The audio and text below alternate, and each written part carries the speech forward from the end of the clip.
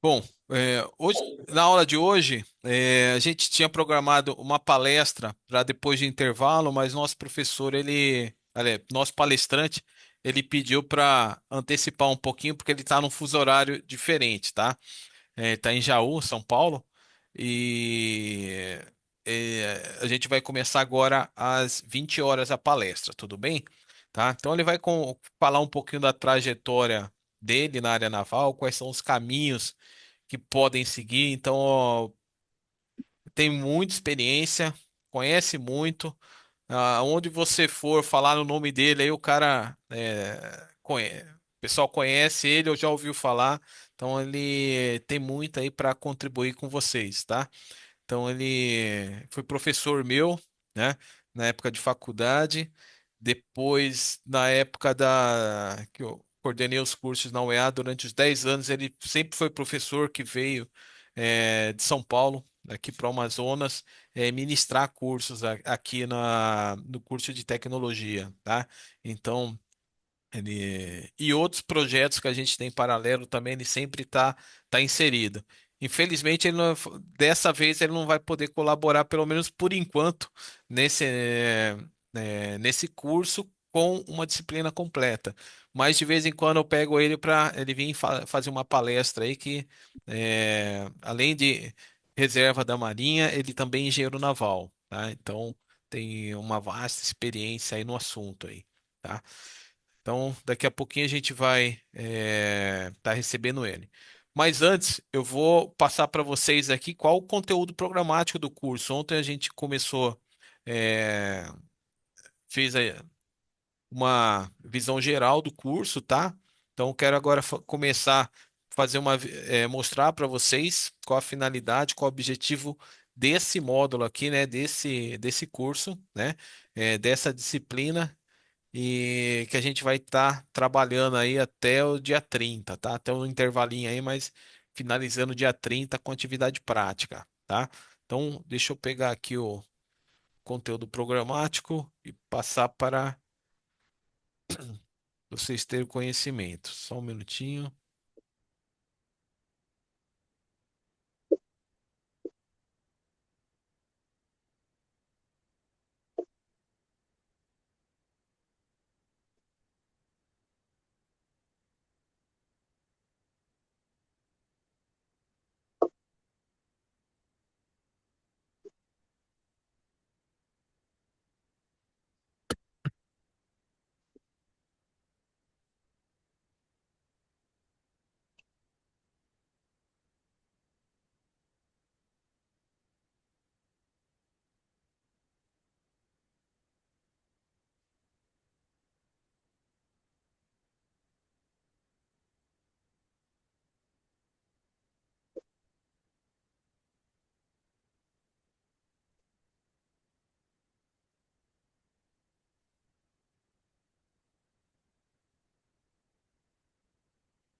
Pessoal, eu vou pedir para quem não colocou o nome aqui no chat, coloca o nome, por favor, que aí depois a gente confere a presença, tudo bem?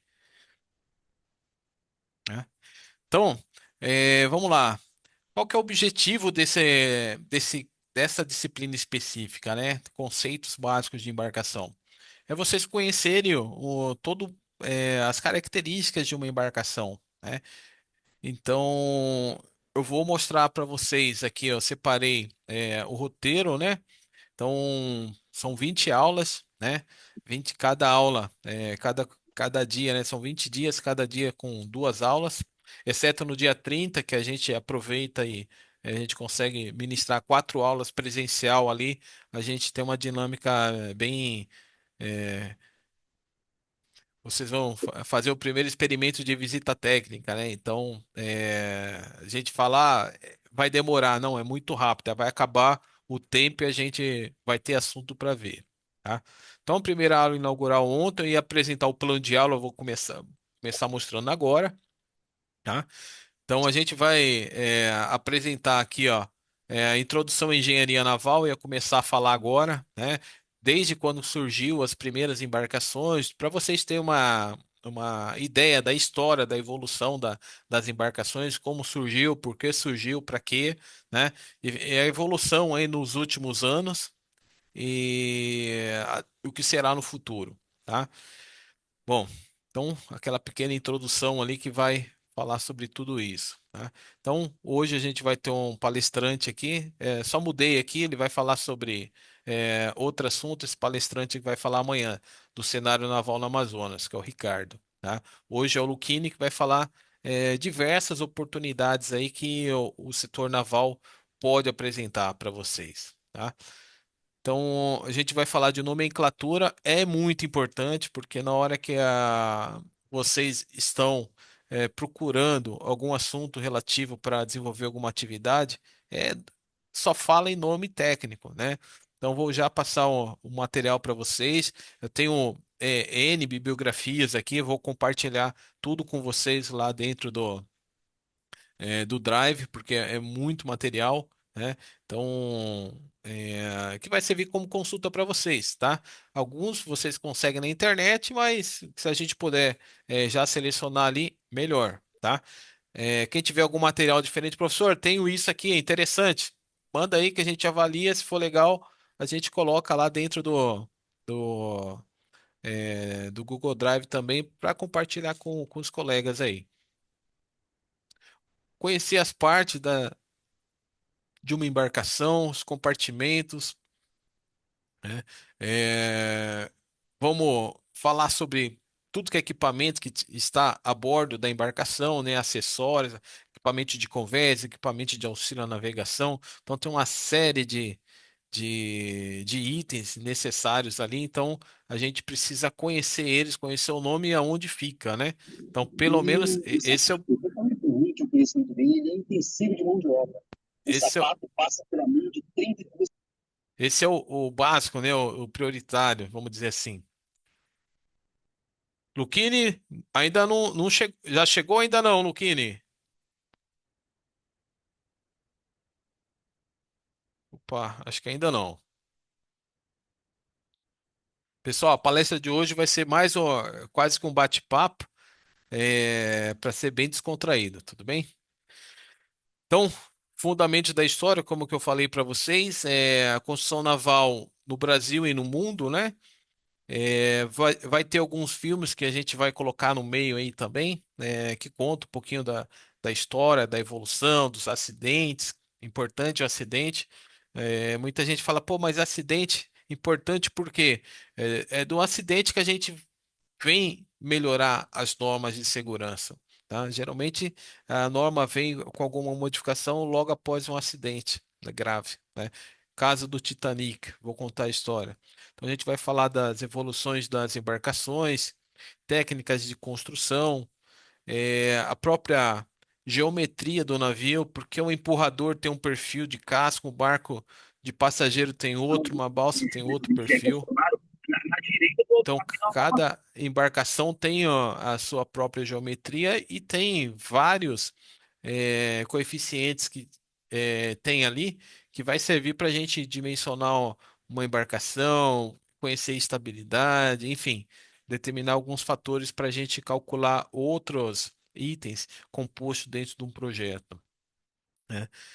Vamos falar de tipos de embarcação, classificação dessas embarcações. E vocês vão conhecer arqueação, né? Vocês vão ouvir falar muito AB, AL, né? O que que é um AB, né? Então ela vem de uma convenção internacional. Na verdade, muitos dos itens que tem dentro da norma da Marinha, da Norman, ele vem de convenção, algum código ou convenção internacional, tá? E aí chega no Brasil, o Brasil ratifica essa legislação que a Organização Marítima Internacional utiliza e nós colocamos aqui para aplicação dentro do território nacional, tá? Conceito de borda livre também é uma outra convenção, né, voltada à, à linha d'água da embarcação, ao quanto ela pode carregar, vamos dizer assim. E vamos falar de certificação geral da embarcação. A embarcação para poder navegar, ela tem que estar habilitada, ela tem que estar com qualidade, com registro e apta a navegar. Então ela tem a parte documental e tem a parte física, tá? Para ele conseguir a parte documental, por exemplo, certificados, ele precisa estar com a embarcação totalmente em conformidade com as normas da Marinha, tá? E é claro, pessoal, tem avaliação. Então, a gente vai fazer duas avaliações aí, tá? Calmem ainda, não chegou a hora de ficar ansioso esperando por elas. Vai ser, ainda vai ter tempo ainda, estamos no começo do curso, tá? É, conceitos de projeto de embarcação, tá? Então a gente vai mostrar o que que é um projeto da embarcação, quais são os planos, os documentos necessários para que compõem um projeto de uma embarcação, tá? E quais são os que precisam para você dar entrada na Marinha para regularizar? Porque para regularizar, de repente, você não vai precisar de toda aquela documentação, né? Para construir, você precisa de alguns planos, para entregar para a Marinha, você precisa de outros, né? Então, vou mostrar, dar uma visão rápida sobre isso daí, tá? Falar sobre requisitos de habitabilidade e acessibilidade. O que que é habitabilidade? Por exemplo, todo lugar onde tem uma pessoa dentro da embarcação, ou seja, um local habitável, né? Ele tem que ter dimensões mínimas. Por exemplo, se eu for no banheiro, né? é, no lavatório, o lavatório ele tem que ter uma medida mínima. O vaso sanitário tem que ter uma medida mínima. O próprio chuveiro tem uma medida mínima. Às vezes a gente está acostumado a viajar muito com barco aí para o interior. A gente entra no banheiro, tá o vaso sanitário embaixo, olha para cima, o chuveiro está em cima. Então você toma banho sentado porque não tem espaço, tá? E a norma da Marinha diz outra coisa. Então, para quem viaja sentado, tem regras. Para quem viaja em camarote tem regra, para quem viaja em rede tem regra. Então tem regra para tudo, tá? E tem que ser aplicada. Tem que ter ventilação. Quantas vezes já entrei no banheiro? Cadê a ventilação do banheiro? Parecia uma sauna, tá? Além de desenvolver projeto, também atuei como vistoriador muito tempo. Então, tudo isso daí a gente é, já nós já tivemos a oportunidade de, de perceber isso, né?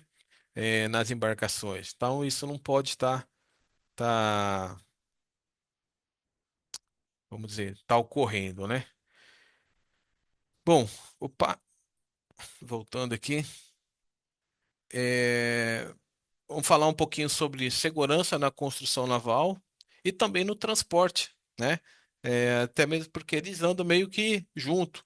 Se a embarcação não tiver segura, né? A construção não for uma construção segura, o próprio transporte ele vai ficar duvidoso, tá? Então a gente vai falar um pouquinho sobre isso aí, as normas pertinentes, né? É, apresentar conceitos de estabilidade e flutuabilidade, né? Por que que a embarcação flutua? Quais são os critérios de estabilidade que a norma exige? Ó, vão ter uma disciplina mais à frente lá que vai falar um pouquinho mais amplo, tá? Nesse primeiro momento, a gente vai apenas é, mostrar para vocês conceitos básicos. Vou falar sobre as normas da autoridade marítima, mostrar que existe, porque vai vir uma disciplina aí que aí vocês vão trabalhar muito a parte de legislação marítima nacional e internacional, tá? Mostrar o que são classificadoras e certificadoras, quais atuam no Brasil, né? E o que elas precisam para poder atuar no país, né? Estaleiros, né? Quais são os tipos de estaleiros também, né? Tipos de vistoria. E aí vamos falar um pouquinho sobre alguns planos que tem a embarcação, né? O plano de linhas é um deles, para que serve, né? E as principais ferramentas que a gente utiliza aí para desenvolver um projeto, né? Então, uma delas é quais são os softwares aplicados aqui na região, tá? Bom, e depois a gente finaliza aí no último dia, a gente vai pegar das 7:30 da manhã até às 11 horas, então vamos utilizar aí quatro tempos, né? Quatro aulas para fazer a primeira visita técnica no estaleiro, tá? Onde a gente vai conhecer desde o recebimento do material, né? Até alguns processos da construção naval, tá? Então, lembrando aí vocês a questão do EPI, tá? Depois eu vou passar o EPI aí para vocês providenciar. Quem ainda não tem, tá? É bom ter uma bota, tá? Até porque você vai utilizar durante o curso inteiro e depois no seu trabalho aí, se você for trabalhar numa empresa é, ela vai fornecer, mas se você for fazer alguma consultoria, algum trabalho avulso, você precisa ter o EPI, né? Então, muitas vezes a empresa não deixa entrar porque você não tem o EPI, tá? O EPI básico é fundamental, tá? Então, hoje em dia, até característica nossa, a gente fala do leva o protetor solar, leva o repelente, porque a gente está na beira do rio, depende do horário, vem inseto, depende do horário, o calor é enorme. E a garrafinha de água não virou nem para hidratar, já é EPI também, né? Você tem que andar com a garrafinha de água direto, tá? Então, pessoal, vou já estar encerrando aqui, ó, essa primeira parte aqui, mostrando para vocês o que a gente vai ver durante esse curso, tá? E vamos aguardar que o nosso palestrante chegar, que ele já deve estar é, já quase acessando a sala aqui de aula, tá bom? Dúvidas em relação a- ao escopo da disciplina?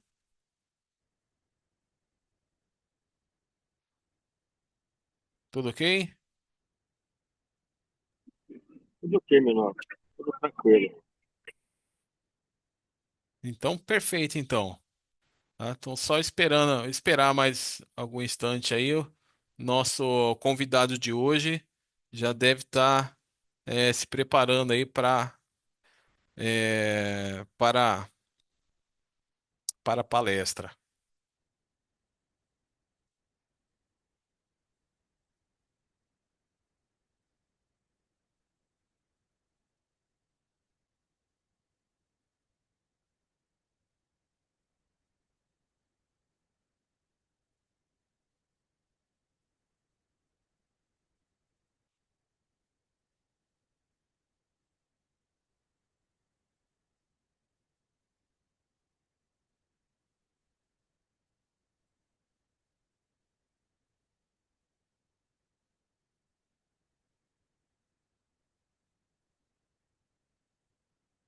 Bom, então, pessoal, eu vou tirar o slide aqui.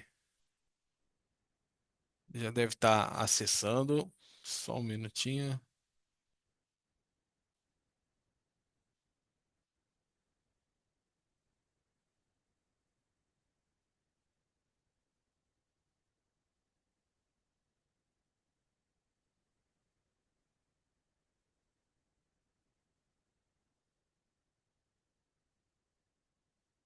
O ID e a E a senha, senha? aí funcionou. Maravilha. Opa, obrigado, Luquini, pela privilégio de ter você novamente aí no nosso time aí, palestrando, dessa vez de forma online, né? Eu já vim apresentando você aqui aos nossos alunos. São alunos do curso de técnico em construção naval, é o nível técnico, essa turma, tá? Onde a gestão é do instituto, então toda a parte de ensino, online, aula prática, é um curso online com diferencial, que tem aula prática. E é online que ele é 100% online mesmo, não é joga o aluno e deixa ele sozinho. A gente faz o acompanhamento, tá? E para fechar a disciplina, ainda a gente leva eles a campo para ter aquela prática, né? Para tudo que ele absorveu durante o período, tá? As aulas são modulares, igual da UEA, tá? A diferença é que são 2 horas por disciplina à noite. Cada noite a gente tem duas disciplinas, né? Então, das 6h30 até as 8h10 tem uma disciplina, tem um intervalo, depois entra outro professor, tá? Então, a gente leva o curso em módulo dessa maneira, tá? E no final da disciplina, a gente faz uma aula prática para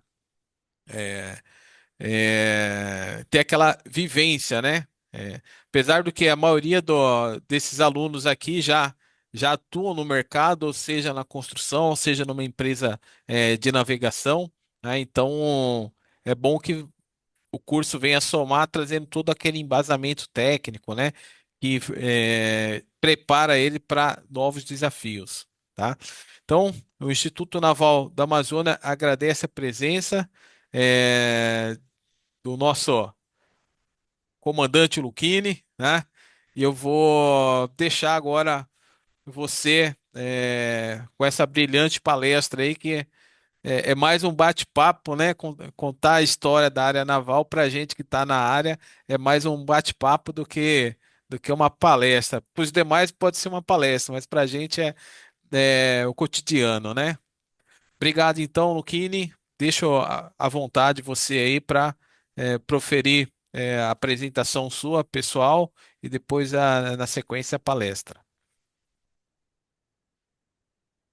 Tá bom, Alex. Agora eu queria que você ficasse aí como um tanque de compensação aí no sistema, porque se tiver alguma dificuldade de alguém fazer uma pergunta e eu não ouvir, ou você fica checando se meu áudio e o visual tá direitinho, porque eu estou vendo só, eu não consigo ver o chat aqui, quantos alunos tem, esse negócio tudo. Então, eu vou conversando, mas eu estou vendo só você aí e não vejo o número De de alunos aí. participantes e perguntas, né? É, Ah, tudo bem. Qualquer pergunta aqui, pessoal, vocês podem colocar no chat ou perguntar para o professor, faz a pergunta. No chat eu acompanho aqui e comunico você, Luquini.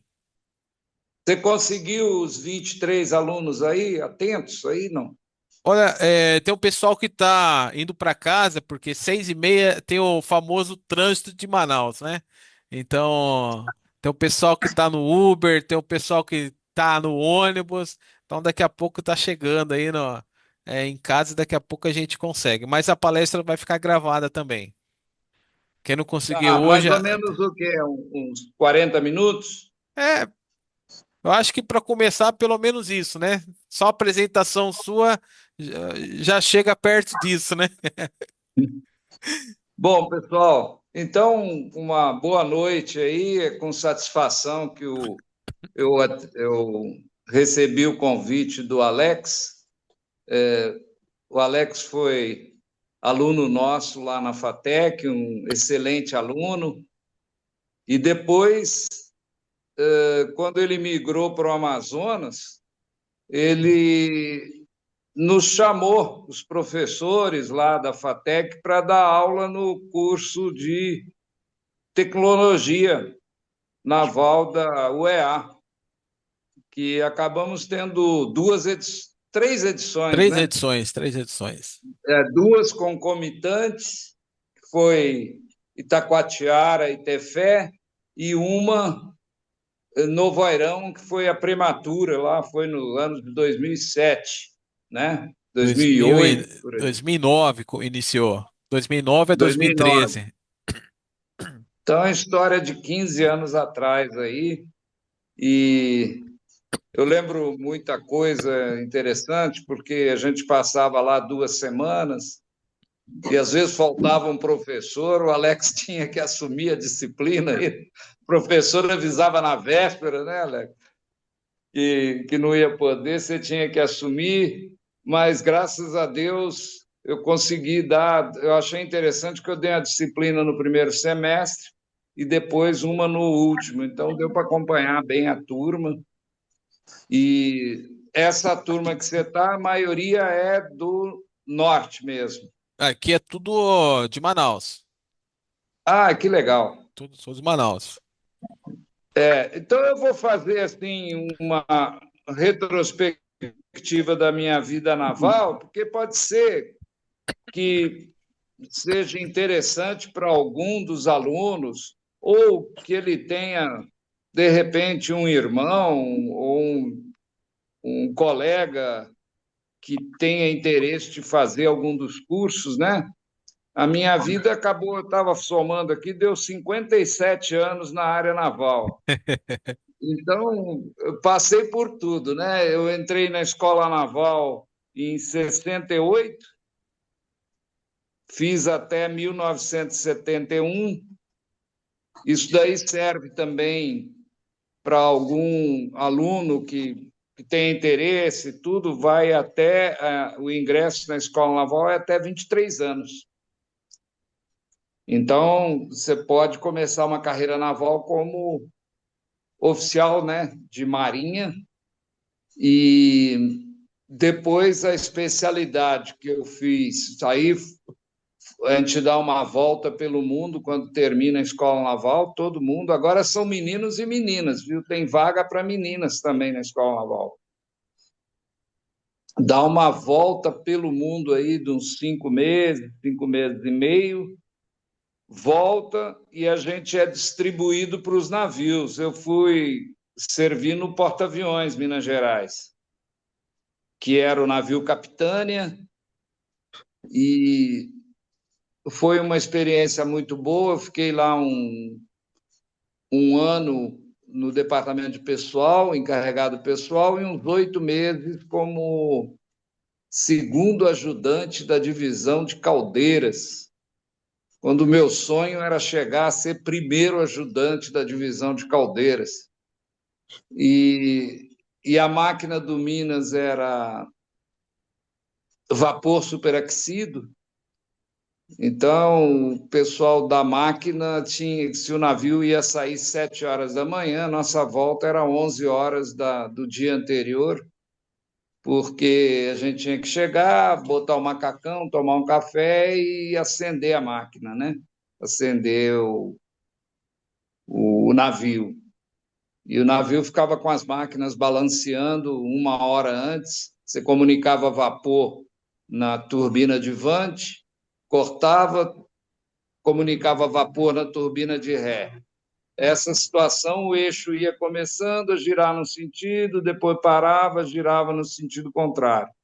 Essa era a situação das máquinas balanceando para ficar pronto para o comandante sair. Depois que a gente é chamado para curso dentro da Marinha de Guerra, eu fiz a prova para engenharia naval. A Marinha tem uma parceria com a USP e você fica um tempo lá. No meu caso, nós ficamos 3 anos. Eles aproveitam as disciplinas da Escola Naval e nós ficamos 3 anos na USP. A situação como oficial de marinha é muito boa lá, porque você fica civil, usa roupa civil o tempo todo, assiste às aulas, só tem que tirar uma boa nota. Mas tem todo o apoio da Marinha, apartamento, você pode levar a família. Então, foi assim uns 3 anos lá só de estudo mesmo. E você fica ganhando como tenente. Quando você termina, você volta. Nós todos, nós fomos em 10. Voltamos todos para o Arsenal de Marinha, que aí eu até sugiro, se conseguir um estágio lá, alguma coisa assim, é interessante. O Arsenal de Marinha tem muitos técnicos e engenheiros navais. E lá você vê tudo, né? Você vê submarino, tem 4 diques, você vê navios em acabamento, você vê navios docados, você vê trabalho no dique, como funciona a docagem, e que é uma lição boa, porque mesmo aí em Manaus, né? Em Manaus, Belém, nós temos diques. O procedimento é o mesmo. O procedimento de docagem é padrão, né? Então, você tem o mestre de docagem, cada navio, os navios lá nossos eram grandes normalmente, eles tinham dois planos de docagem, para você nunca apoiar o navio sempre no mesmo lugar, senão aquele navio, aquele lugar nunca ia ser tratado. Então, o navio é apoiado em picadeiros, colocados no fundo do dique. Vocês podem observar que toda docagem, todo estaleiro, ele tem também uma boa carpintaria, porque o picadeiro ele tem uma base de concreto e depois entra uma espessura de madeira dura e depois uma espessura de madeira mais maleável, mais macia.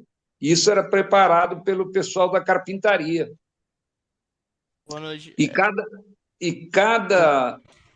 eu tenho uma Oi, pergunta para fazer, porque eu não consegui levantar aqui a mão para fazer a pergunta, desculpa atrapalhar. É, de forma nenhuma. eu queria ver com. Oi, você estava escutando? Tô Estou escutando, pode escutando. falar. Eu queria lhe perguntar se no ato da docagem ele tem ali um procedimento, né? Eu creio que seja de segurança, para evitar algum acidente, né? O senhor consegue explanar aí para a gente? Tem, porque o dique, ele funciona, ele tem uma chamada porta-batel. A porta-batel, ela tem um apoio de forma que, por exemplo, no caso do mar, né, no Arsenal de Marinha, lá era mar. Nós estávamos na, na Baía de Guanabara. Então, o que é o dique? O dique é uma banheira. Você coloca a porta-batel, fecha, é uma porta flutuante, que com auxílio de rebocador você fecha o dique e depois alaga essa porta-batel. E ela fica pressionada pela água do mar de fora para dentro. E aí você esgota a água da banheira. Quando você esgota, você pressiona mais essa porta. Então, assim, o sistema de segurança da porta é bem forte. Quando você seca o dique, aí você lava, porque a Baía de Guanabara, e assim em outros locais também, você não tem uma água limpa, limpa, né? Então, fica um lodo lá dentro. Você tem que lavar aquilo com mangueira. E como que você esgota o dique? Você esgota com bombas. Eu lembro, eu trabalhei na docagem lá, a descarga, tubulação de descarga, eu andava de pé nela. Eu tenho 1,80 m. Então, é uns dutos enormes, né? E você olhava aquele dique de 200 metros por 40, por 30 de profundidade, esgotando igual uma banheira. Ia descendo a água, a olho nu, assim você via a água descer. Então, mais uma coisa, uma casaria que vocês observam do lado dos diques é a casa de bombas. A casa de bombas são bombas potentes, tubulações grandes e que esgotam o dique. No momento que você esgota e o dique está seco, sequinho, aí vem o mestre da docagem, a gente também, mesmo como engenheiro, você tem que ser humilde como técnico naval, né? Assim, ter humildade de aprender com o mestre de docagem. Ele está há 30 anos lá fazendo aquilo, e você chega como técnico novo ou como engenheiro novo, já às vezes querendo dar um monte de opinião. É melhor primeiro aprender o processo todo e depois o que você pode colaborar é tentar melhorar alguma coisa, né? Então, eles delineiam no fundo do dique o plano de docagem, pintam com giz coloca com giz onde vai ser colocados os picadeiros e determina as alturas também desses picadeiros. Por exemplo, eu lembro do porta-aviões, ele tinha aquelas asas laterais. Se o picadeiro fosse muito baixo, provavelmente, quando ele assentasse no picadeiro, ele ia bater as asas laterais que se expandiam para fora do dique. Então, a gente tinha que colocar uma altura grande para o picadeiro e para a asa também, para os transeuntes depois poderem andar, né? Senão o camarada podia dar uma topetada lá fora. Então, pronto esse sistema todo, aí são armados andaimes, pessoal com cinto de segurança, e começa o processo de limpeza do casco, que atualmente se faz com água sob pressão. Eu ainda peguei lá em 78 areia. Mas nós tivemos lá uma inspeção do Ministério do Trabalho, mandou parar assim de um dia para o outro, porque o jato de areia ele gera uma doença que tem até número lá no INSS, é a silicose. Se o jatista ou quem está trabalhando junto, normalmente é o jatista que fica lá, mesmo com aquela roupa, tudo aquela nuvem entra e vai tampando os brônquios. Nós tivemos um jatista lá com 21 anos aposentado pelo INSS, 21 anos.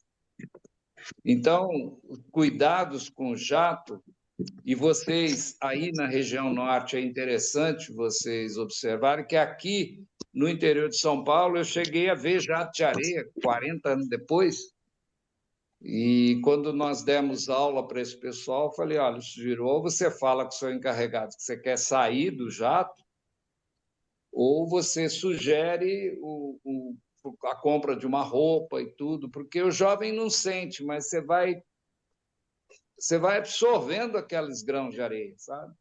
Aí o jato de areia, depois nós passamos para jato de areia molhada, que também não funcionou, e depois com escória de cobre.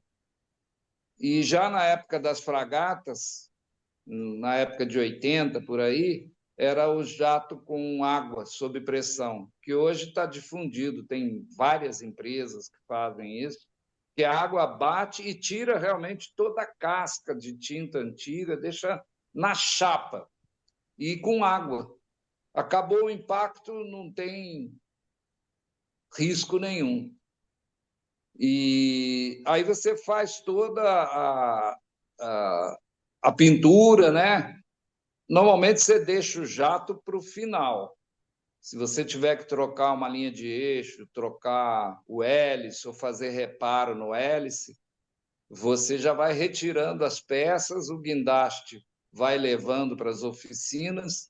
Então, normalmente, em torno do estaleiro, nós já vimos o quê? Temos carpintaria, temos casa de bombas, tem que ter guindaste para tirar as peças, né? Para suportar a manobra de peças que forem necessárias, e oficinas, né? Você tem que ter oficina mecânica, oficina de estruturas, se precisar fazer um tanque, reparar um tanque.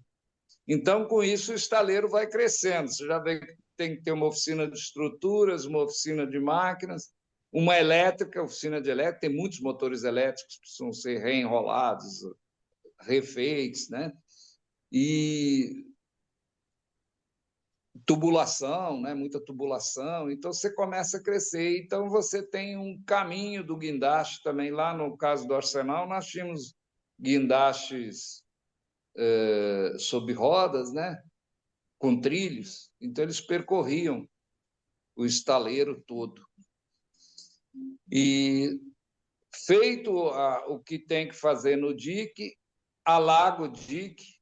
Como é que se alaga o dique? Você começa a admitir a água, no caso do Arsenal de Marinha, do mar para dentro de uma forma bem suave, para não tirar o alinhamento dos picadeiros. Vai alagando, alagando, alagando. Chegou no nível dentro do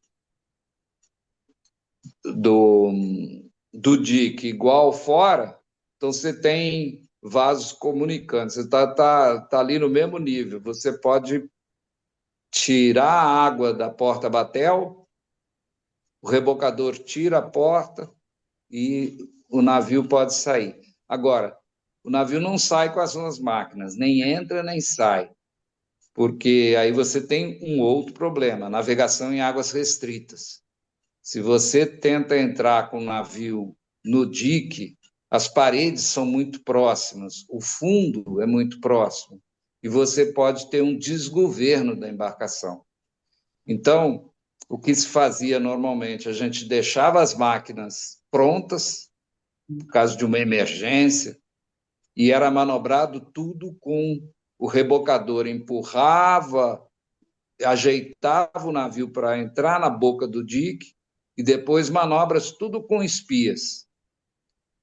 Do lado do dique, então, você tem equipamentos de manobra, né? Cabeços. Os cabeços ali, você tem embaixo, você tem máquinas, você tem motores elétricos para ir puxando o navio para dentro. Na hora de sair, o rebocador puxa para fora.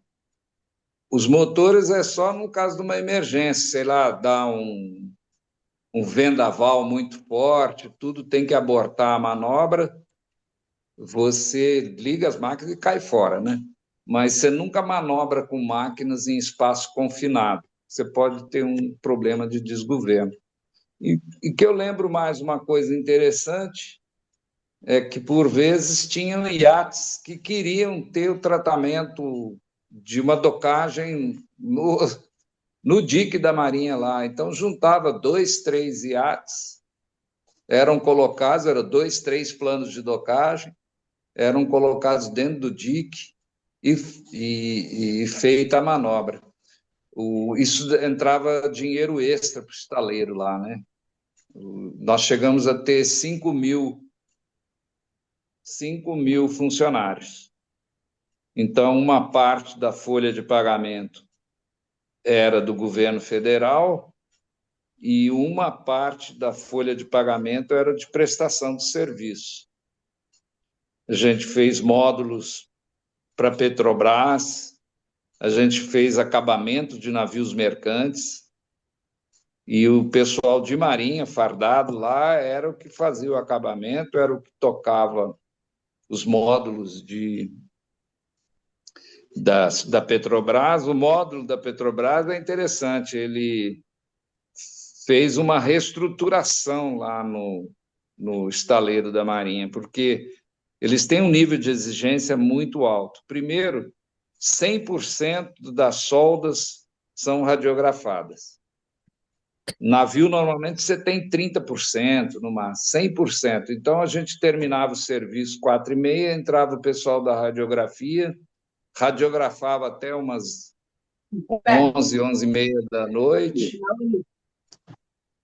e no dia seguinte, onde não estava boa a solda, era assinalado, aí você goivava aquela solda, você abre aquela solda de novo, lixa aquilo tudo, né? E recomeça a soldagem. Não sei se eu atendi aí ou se eu saí fora do que você perguntou. O Kini, tem ó, o Renato querendo fazer uma pergunta. Pode falar, Renato. Boa noite, professor. Olha, estou gostando muito aí da sua palestra. Poxa, que palestra abençoada. Olha, eu queria fazer duas perguntas para o senhor. Está ouvindo, professor Alex? Tô ouvindo, pode Oh. falar. Uma É primeira para pergunta. vocês mesmo, A pergunta é pro Luquini, tá? Hoje a noite é dele. Justamente. Professor Luquini, duas perguntas para o senhor. A primeira é: que tamanho é esse dique aí que docava essa fragata aí da Marinha aí? E a segunda... Pode falar, professor. Pode falar. Ele tinha 220 metros de comprimento. Meu Deus. E a segunda pergunta é, então, se entra a água do oceano, do mar, significa que esse dique, ele tinha muito anudos, né? Ou seja, anudos para combater, né, o sal, né, a salinidade, né? Olha, o que acontecia? A água não fica parada lá, né? Ela só quando o dique está vazio, não tem embarcação.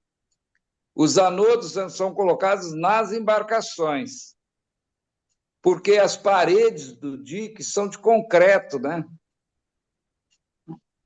Então, você não tem a mesma fragilidade que tem um casco metálico, né? Porque justamente os anodos é quando você tem esse problema de diferença, tem diferença de materiais em água salgada, você tem o aço do casco, tem cobre nos hélices e tem a água salgada que faz a pilha, e aí você começa a ter uma deterioração do casco, né? Aí você coloca o anodo e, e justamente o material acaba saindo dele, não do casco, né? Acho que Mas o dique, ele perguntou porque em Manaus a gente não tem o dique igual lá no Arsenal da Marinha. Aqui a gente tem, não é o dique seco, aqui a gente tem o dique flutuante, tá? Então tá. é diferente o estilo de docagem. A gente tem a carreira e o dique flutuante, né? No caso do dique flutuante é pertinente, sim, porque você tem metal. Então, no caso do dique flutuante, você alaga os tanques do dique, o navio entra e depois você desalaga, né? Você constrói lá, bota os picadeiros, depois você desalaga e sobe com ele, né? É isso. Ô, Beleza. Então, Alex, professor, Oi, Ivo. eu tive que dar uma pausa agora há pouco, e aí eu cheguei em casa agora e abri o link, né? A gente Eu está queria que o professor, com o professor Sérgio sim, Lucchini sim, já na palestra dele. nativa, né? Pode perguntar para ele. Olá, olá, professor Sérgio Lucchini, tudo bem com o senhor? tudo bem, Ivo. Eu vejo que o senhor tem uma vasta experiência, já está da reserva, né? O Alex tinha falado sobre o senhor ontem, na palestra de ontem, né, no início, né? E aí o senhor falou do DIC, e só para dar uma orientada, aliás, só para dar um up, né, para explicar, porque o nosso amigo estava pensando que o DIC que o senhor estava falando era o DIC flutuante, como disse o Alex, né?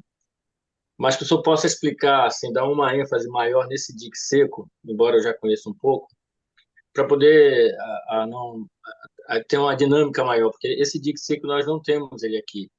Pelo menos o que eu saiba, nós não temos ele aqui. Ele mais funciona aí na região aí para o sul e para o sudeste. A gente Embora eu, tem, eu a tenha uma gente tem um feira. dique lá em Belém, né? No Rio Maguari tem um Belém, dique seco. E, sim, sim. Só Mas tem aqui um lá nós não também. Aqui temos. não tem. Aqui na região não tem. É, ainda temos ainda no meio que medieval as carreiras, que a gente chama as carreiras de trilho, né? A minha é de trilho, por sinal, né? Só para poder dar um up. Como o senhor que é um professor, e aí fica bem, bem legal, o senhor dar essa explicação, com essa diferença, porque isso é pertinente aí para o pessoal, para o nosso pessoal aí, né? É bom vocês conhecerem todos e, se tiver oportunidade, estagiar lá em Estaleiro Maguari, né? Ver a Uhum. operação do dique seco, porque o técnico naval, vocês vão poder trabalhar no Brasil todo. Tem pontos muito bons agora de trabalho, como além aí do norte, né? Mas Itajaí também, que está construindo Sim, fragatas aí para a Marinha. Aquelas fragatas é coisa de 500 milhões de dólares cada uma, entendeu? Então, 4 fragatas são 2 bilhões de dólares lá em 10 anos. Então, assim, gerar bastante trabalho, esse dinheiro irriga, né, Uhum. a atividade naval lá. Então, há necessidade de técnicos navais lá, há necessidade de engenheiros, de tecnólogos. É uma área, até que para os nossos alunos aqui da FATEC, a gente também está direcionando o pessoal. Ah, mas eu não quero ir para muito longe, então vá para Itajaí. Itajaí é uma região boa, que de repente vocês, para mandar o currículo também, eu não sei como é que vai ser a questão de estágio e tudo, vocês também tomem a frente aí de ver os locais que interessa a vocês. Às vezes você quer sair da sua região, né? Então, o dique lá tem dique seco e os, o dique tem que virar. Ele não pode ficar lá parado com água e só virar um tanque molhado lá, né? Então, a gente tinha muita venda de serviços. Tivemos um faturamento bom uma vez quando um navio de passageiros, eram 4.000 passageiros que ele tinha que pegar no dia seguinte, atracar, né, e pegar os passageiros para sair. Era um navio de turismo. E ele teve uma avaria no hélice. Então, ele fez um pedido no arsenal lá para entrar em emergência. Nós tiramos o navio do dique para ele entrar, fizemos o plano de docagem dele, né? Ele tinha o plano de docagem, nós pegamos, colocamos, e ele saiu 4 horas da manhã com o hélice trocado e pegou os tais 4.000 passageiros dele às 8 horas da manhã, porque senão, se ele não tivesse lá de manhã, ele teria que pagar táxi, hotel, alimentação para 4.000 pessoas, né? Então, a gente fez a fatura baseado no que ele economizou, né? Tá. E foi uma Ah, fatura boa, entrou uma boa grana para o estaleiro lá. E perfeito. atendeu a necessidade, né? Luquini, Exatamente. é, Oi. só voltando aí para a gente voltar ao norte é, se- das caminhadas navais, né? Que aí se fizer a pergunta aí do Dick, aí você deu a ênfase, né? Mas só voltar no eixo das caminhadas suas na área naval aí, que são oportunidades aí que pode ter, é, Então você está falando para além mim da sair Marinha, né? Isso, está falando para mim sair da do Arsenal. navio do Dick agora. Eu Isso, saio com o navio do Dick. exatamente. Então, depois que trabalhei lá no Arsenal de Marinha, eu fui para o departamento de engenharia naval, dentro da Marinha ainda, trabalhei com navio escola. Aí eu trabalhei mais na parte de gerenciamento. Isso talvez não, vai aparecer para você oportunidades dessa, em que às vezes você fala, poxa, essa disciplina aqui, para que eu estou aprendendo isso? Mas eu lembro que nessa época do gerenciamento, era mais uma questão administrativa. Eu, por exemplo, eu comprava um motor, eu tinha que ver o prazo de entrega. O navio escola foi um navio de 100 milhões de dólares. Ele ainda tá na 43ª viagem dele, ele já está para ser substituído. Mas eu peguei o projeto, trabalhei no gerenciamento, né, pelo Departamento de Engenharia Naval, e a gente ficou encarregado de comprar os equipamentos e ir entregando para o estaleiro. Cada fatura do estaleiro era US$ 1 milhão. Tá? Então, daí a Esse importância de conhecer a parte técnica e não se desprender também da parte de custos, né? Então, a parte de econômica da construção, né? Então, muita eu gente pensa que lembro, vai, é, você não vai trabalhar eu lembro, somente na execução. De repente, você é deslocado para um departamento mais burocrático, né? E o que é interessante, isso daí foi uma lição para mim, para o resto da vida, até quando eu vim para a FATEC e tudo aí, é o cuidado em trabalhar com dinheiro. O ideal é nunca você gerir o dinheiro, você ter um órgão próprio para isso, que recolhe os impostos, que faz. Não é interessante a gente que não está acostumado, você vai comer mosca, não vai pagar, não vai recolher um imposto e tudo.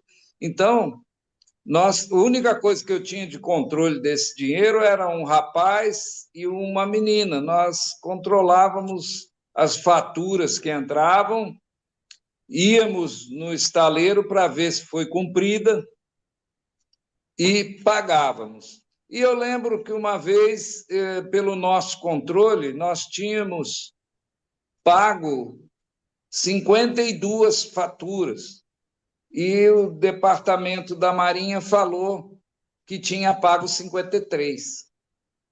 Eu falei, olha, não, eu não recebo. Cadê o milhão? Né?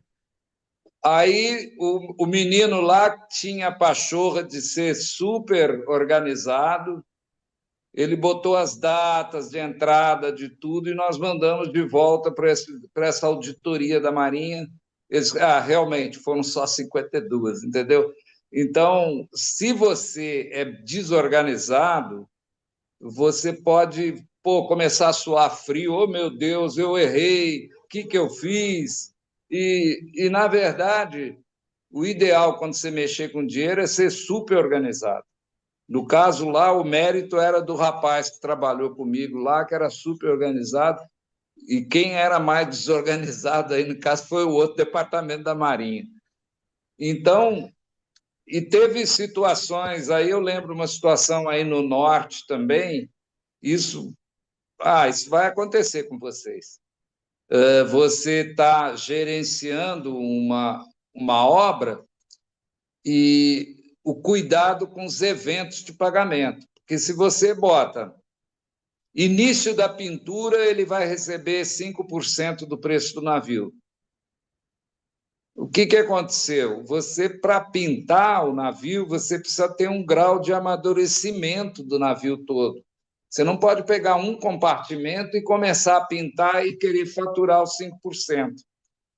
Então, o cuidado aí para vocês quando fazerem os eventos de pagamento é tudo término da pintura, término da instalação de cabos elétricos e nada de início. Iniciar, todo mundo inicia, mas agora você não sabe quando acaba, né? Então, é um cuidado porque, às vezes, o estaleiro quebra, como quebrou no caso de uns rebocadores que a Marinha estava aí fazendo em Manaus, e aí você vai lá ver o que é nosso. Nós pagamos, vamos supor, 100 mil, eu quero 100 mil de navio, porque o estaleiro quebrou. Então, é o cuidado de você só pagar por realmente encomenda de equipamento, por instalação de equipamento e não por papel. Entrega do plano de arranjo geral, paga 3%. Papel se gera, cara. Você bota lá o pessoal gerando papel o tempo todo, entregando, e cadê o navio? Então, os eventos de pagamento serem todos concretos. Encomenda do motor principal, pagamento de 30%. Encomenda do grupo diesel-gerador, pagamento de 40%. Que você vê o dinheiro ser aplicado. Mais aí uma aventura que eu tive aí em Manaus em 86, eu fui oficial fiscal de um rebocador que nós estávamos construindo. E o estaleiro começou a atrasar os pagamentos dele. Atrasava a padaria, atrasava pagamento de força. Aí, o que a gente fez? Nós começamos a gerir os pagamentos para o estaleiro. Ele tinha, vamos supor, 100 mil para receber, chegava, como é que está a conta da padaria? Está 6 meses atrasado. Manda a conta. R$ 7.000, está aqui. Fazia o cheque de 7.000, pagava a padaria. Energia, está 3 meses atrasado. Quanto deu? 21.000. 28, 100 menos 28, 72. Está aqui o cheque de 72. Já estava paga a energia e paga a padaria. Às vezes, você tem que ajudar o estaleiro também a não se perder. Eu não sei se a pergunta foi aí ou já tergiversei, senão eu saio com o navio de dica e continuo a história aí. Não, Então, vamos seguir o norte, senão o tempo o tempo urge. tá bom. Tá.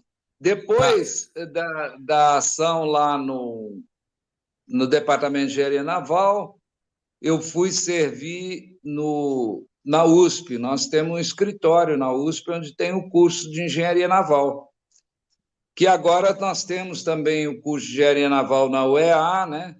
Vocês podem fazer aí mais perto. Tem o curso na Federal de Belém. Soube também que tem um curso de Engenharia Naval no Recife. Recife. Soube um de Joinville também. Teve 2 professores nossos e um aluno ainda está fazendo e os 2 professores terminaram lá. Foi até o Evandro e o Marcos. Em Joinville, é federal. E para vocês, eu acho que mais perto a UEA aí, né? Assim, E aí eu fiquei lá uns 5 anos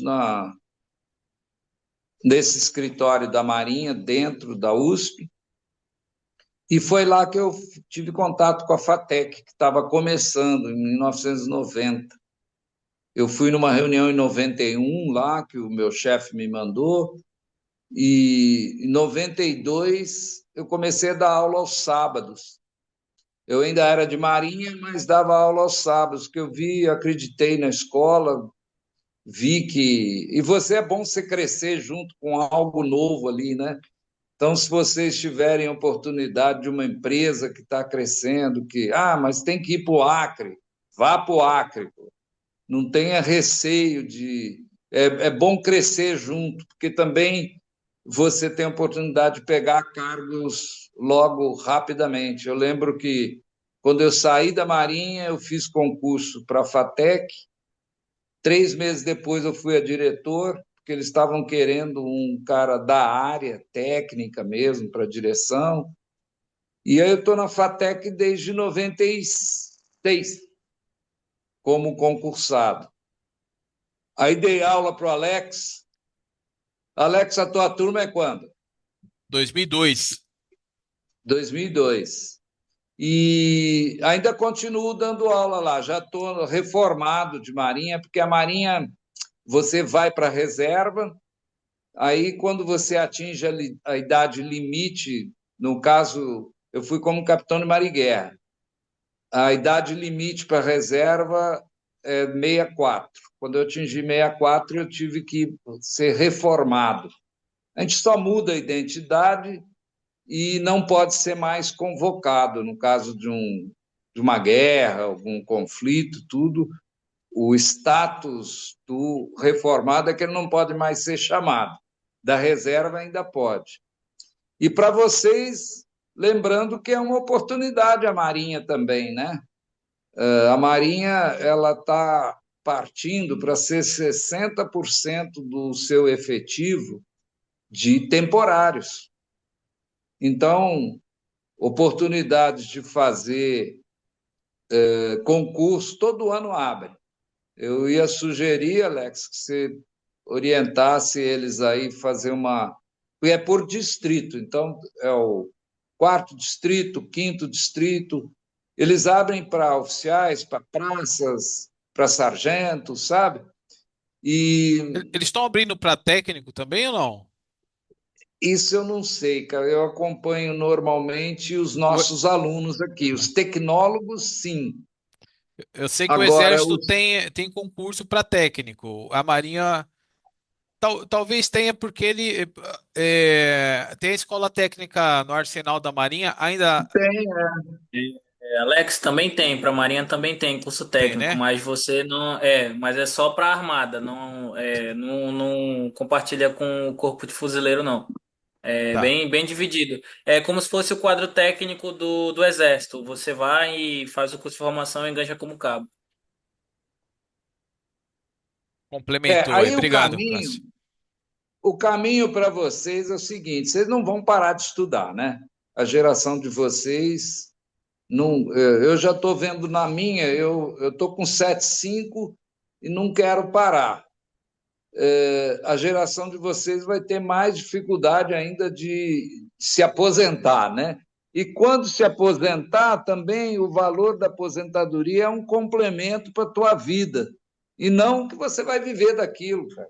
A expectativa de vida nossa está tão alta, então é interessante você continuar estudando. O que eu sugiro, faz o curso técnico naval, depois faz engenharia naval, depois faz mestrado, faz doutorado, continua estudando para você ir acompanhando as oportunidades.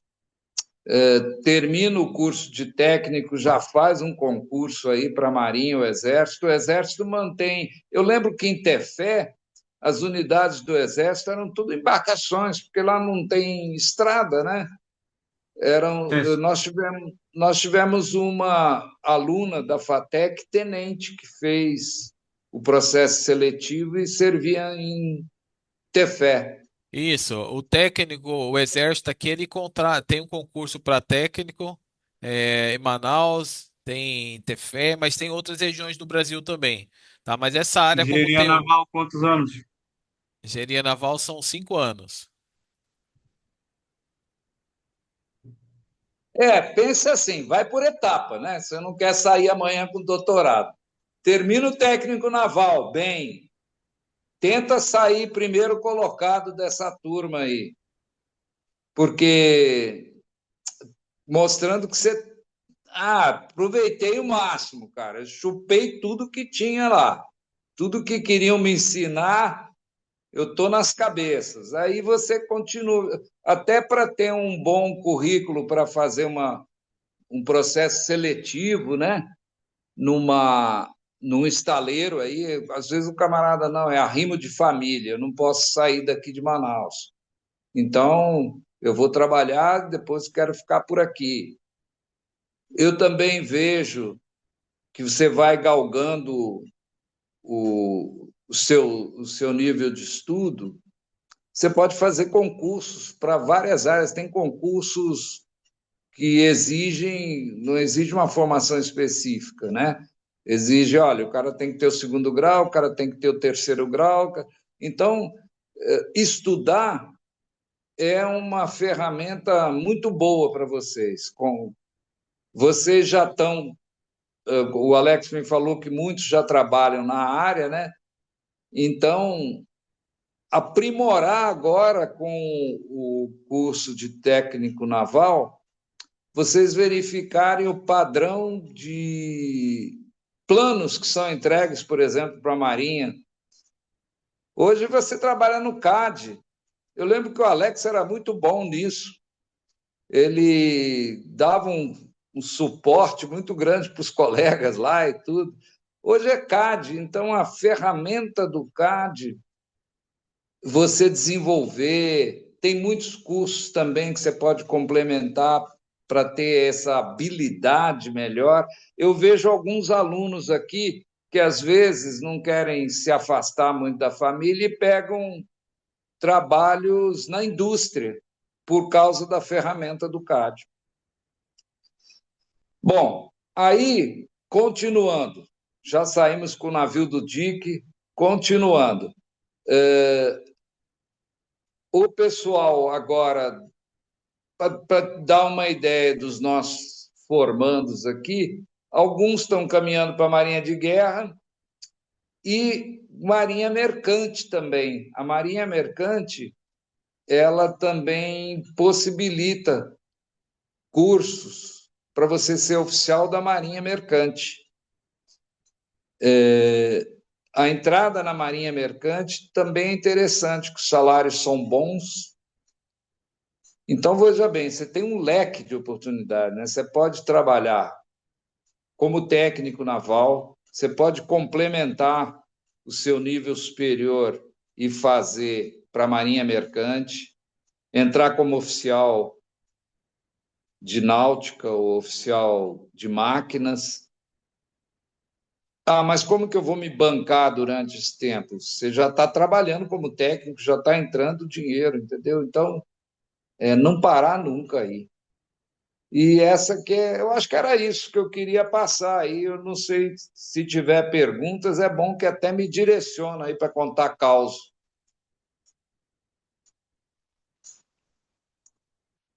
Felipe tá erguendo a mão, quer fazer uma pergunta? Fe- Quero. Pode falar, Felipe. Tá ouvindo? Sim. Assim, tipo, é um conselho que eu quero do senhor. Esqueci o nome dele, desculpa. Luquini, Luquini, O que, né? Isso, é um conselho. Porque assim, ó,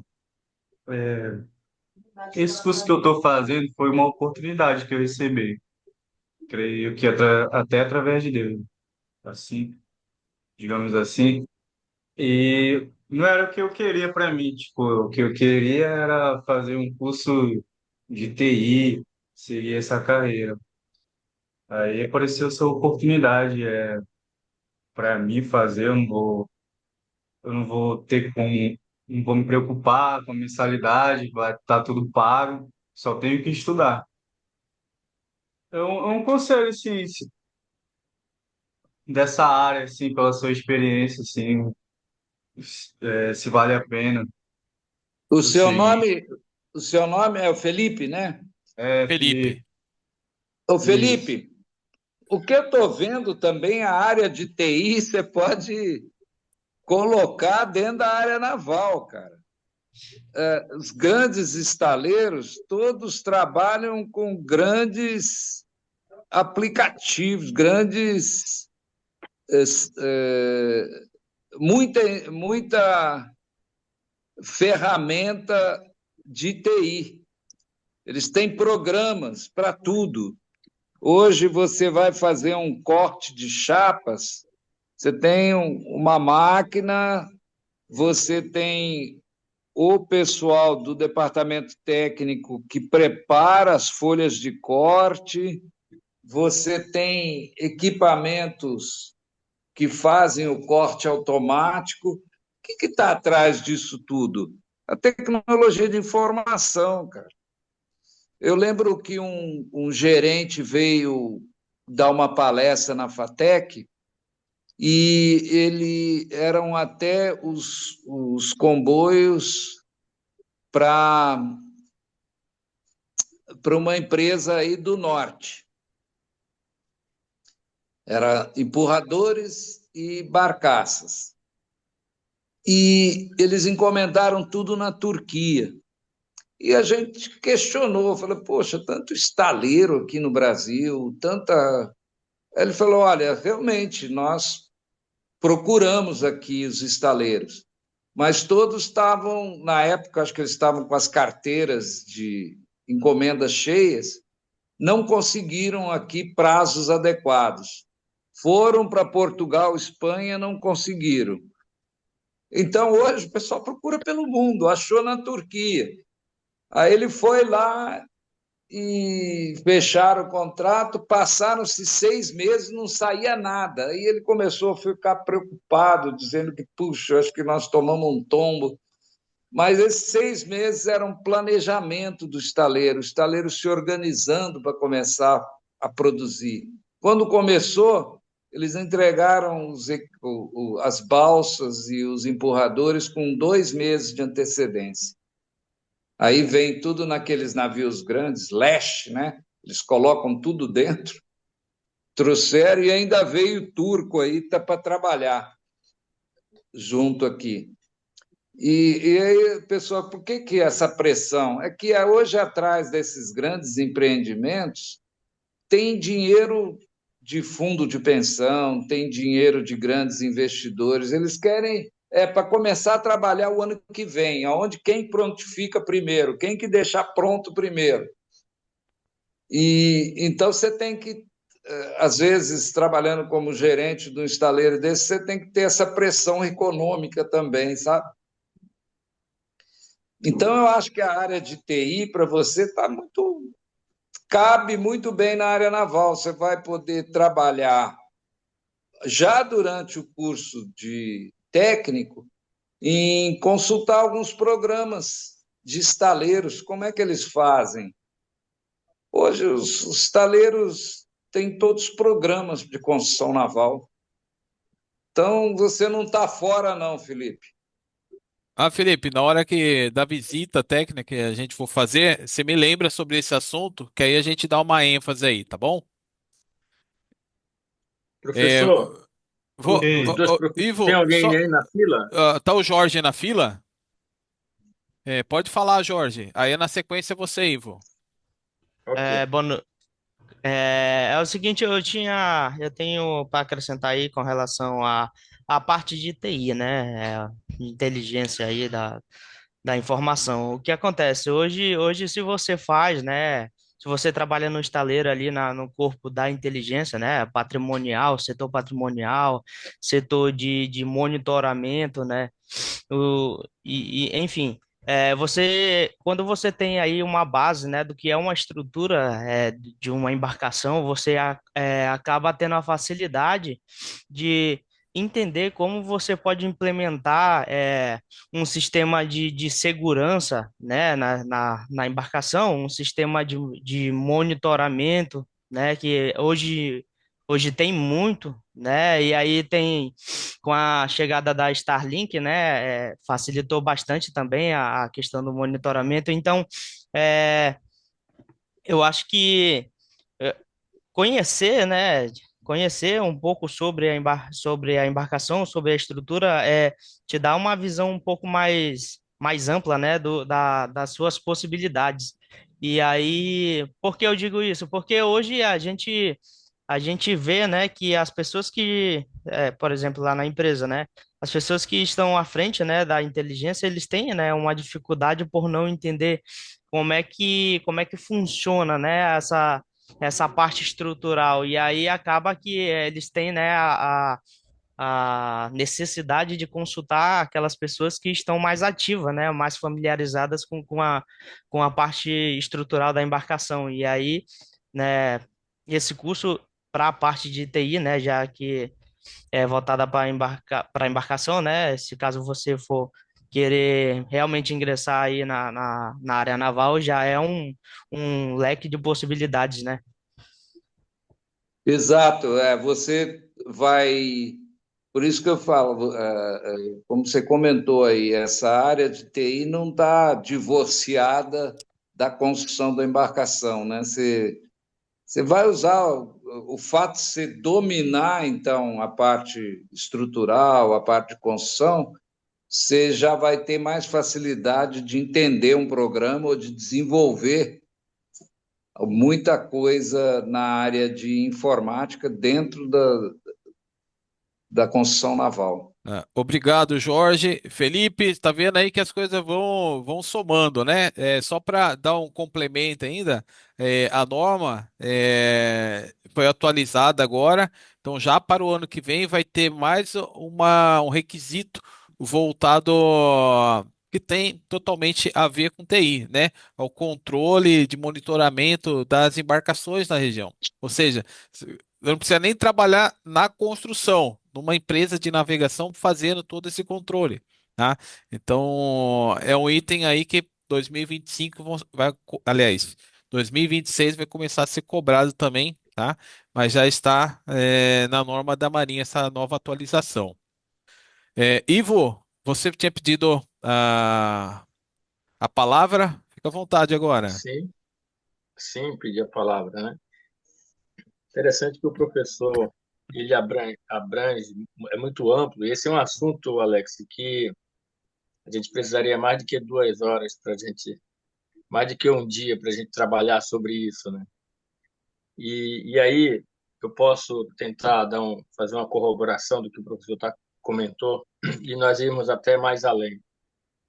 Acredito que ainda estamos ainda engateando nesse segmento aqui no norte, comparado ao mundo, comparado aos grandes estaleiros do mundo. Eu fiz em 2020, eu mandei um e-mail para um comandante da Marinha, agora não me recordo o nome dele, devido aí à questão pandêmica, e como é que a navegação, a construção naval, a navegação no todo estava se colocando, né, se adequando à realidade daquele episódio todo e tal. Eu lembro que ele fez um artigo em que o que mais funcionou e o que mais foi eficiente, aí o professor me corrija se eu estiver equivocado, foi justamente esse conjunto, né, da, da navegação marítima e fluvial, que a gente traz também para cá, para o fluvial também, mas também foi um conjunto dos estaleiros, porque os navios precisavam também de reparos. E aí, em cima disso, eu fiz uma pergunta a ele, e eu disse a ele qual seria o futuro, né? Ele disse, olha, eu não vou dizer o futuro, mas vou dizer como uma tendência. E aí a gente buscou, aí eu procurei buscar dele, tirar dele assim mais informações, e aí ele falou dos estaleiros no mundo todo, os maiores, Singapura, Japão e China agora que tá praticamente no topo também, sem se falar do próprios Estados Unidos da América. E aí o Alex e os demais que estão aqui, o professor, nós tivemos uma visita na época de 1982, se não me falha a memória, de um dos diretores do estaleiro Mauá, lá no nosso estaleiro. E quando ele chegou lá, ele viu meu pai construindo artesanalmente uma embarcação de aço totalmente regional. E ele ficou fascinado em ver aquilo funcionar, como nós fazemos aquela curvatura toda, principalmente naquela parte da polpa com cadastro ali, né, que a gente chama de toco, que é o cadastro e tal. E como o meu pai, com os seus trabalhadores lá, desenvolveu aquilo. E o meu pai disse como ele fazia. Ele disse assim, deixa eu te explicar, Marcelon, como é que se faz, já na época, na década de 80, como o professor falando agora aí de jato, né? Saiu do jato de areia, foi o último jato de água e tal, e fazendo essa ligação, né? E aí ele foi e disse assim, nos grandes estaleiros, no Japão, na Coreia do Sul, e Singapura, essas coisas todas, eles levam para o computador, para o programa, eles fazem as medições, levam para o programa, o computador faz toda a programação e de lá ele leva para corte a laser. Já existia o corte a laser na época. E quando ela vem de lá, ele falou, tem um sistema magnético de guindaste que acopla na chapa e levanta. E aí ele vai até o costado do navio, a placa lá, vem um robô. Olha só, vem um robô, em 1982, nunca esqueci isso. E o robô faz a solda daquela placa de aço, muitas das vezes superior a meia polegada, né? Dependendo do navio. E eu fico admirando vocês aqui fazendo artesanalmente uma coisa tão perfeita também. E aquilo, quando eu estava lá, que eu ouvi essa conversa, disse, não, eu vou buscar isso aí. Eu vou buscar entender melhor isso aí, porque o fato de ser artesanal é ótimo, é perfeito, não tira o brilho. Mas se a gente não avançarmos, aí o professor foi muito feliz quando ele fala de estudar, de sempre manter informado e estudado, isso é muito importante. Por que eu estou dando essa volta toda? Para a gente colocar esse ponto aqui nesse happy hour nosso aqui, legal. Porque eu acho que o norte, especialmente aqui no Amazonas, e o colega foi muito bom em falar, em querer conhecer mais, porque o setor náutico, o setor naval, ele é muito amplo. E eu diria para vocês que o PIN, o Distrito Naval, o Distrito Industrial, é o Polo Industrial, ele sobrevive, mas ele não sobreviveria tanto se não tivesse o setor naval. E aí eu digo assim, ó, o setor naval, ele no seu, na sua linha de financeira, de salário, ele é muito mais abrangente do que o próprio polo naval, polo industrial. Um operador de uma linha de produção ganha muito menos de que um operador da construção naval, de que o próprio operador da área marítima, e o professor sabe disso. Então, É enriquecer verdade. isso para nós é muito bom. Então, por isso que eu digo, o curso é bom esse primeiro momento para poder os colegas entenderem que o quanto isso é riquíssimo e o que ele está falando é bem pequeno. Então, assim, quando eu digo é pequeno, assim, o conteúdo, o tempo é tão pequeno para um conteúdo tão vasto, tão grande. E aí eu sugiro aqui ao meu amigo Alex, e aí eu me proponho e estou à disposição de a gente trabalhar em cima disso, em fazer como o pessoal da Catimar fez, que foi lá nos Estados Unidos da América, na feira, no Boat Show, o Alex, ali Sim, sei. foi o o Leandro Ferrari, e que levou uma equipe de técnicos e foi no Boat Show, lá em Miami, né? Para conhecer como se faz as gaiutas das lanchas, como se faz os para-brisa, os caras ter a essência, a tecnologia de tudo isso. Por que não fazemos isso também no setor naval? E aí, como o professor falou muito nessa parte de conhecimento, de ir até Santa Catarina, então por que nós não fazemos a gente chama de intercâmbio interno, né, depois desse curso? Eu acho isso muito pertinente, porque vai abrir mais a mente de todos e assim, cara, a gente precisa realmente fazer isso, entendeu? E aí o Almirante falou assim, uma nação que tem uma construção naval como seu ponto de referendado ali, isso aí não tem preço, ou seja, é segurança nacional. E aí nós precisamos ter essa segurança nacional a, a partir do ponto de que nós temos uma boa construção naval. Muito bem, muito bem. Obrigado, obrigado, Ivo. Mais alguém quer fazer alguma pergunta? Pô, Ô, Renato, mais alguém depois? Que a gente já está meio que no limite do horário, tá? Então o Renato faz uma pergunta, eu vou fazer mais uma. Se alguém quiser fazer, levante a mão aí que a gente fica à vontade, Renato. Boa noite. Eu lembrei algo que o Ivo falou agora há pouco, professor Alex, e para todos, né? Meu pai passou mais de 40 anos trabalhando aqui em Manaus, né, nos estaleiros, né? Depois veio no que o senhor trabalhou também, né, ali, né, no antigo Rio Negro, chamado hoje Elitec. E eu só quero.